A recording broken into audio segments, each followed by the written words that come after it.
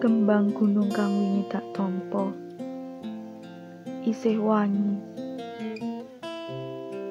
kandha ning pojoke ati. Seratan lelangen uga isih semele nang sisih angen-angen. Tak lerem-lerem mobat mabite rasa nalika aruming angin liwat nggawa wewangi.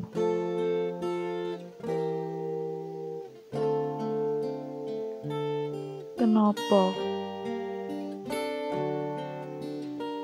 mung kandamu sing teka?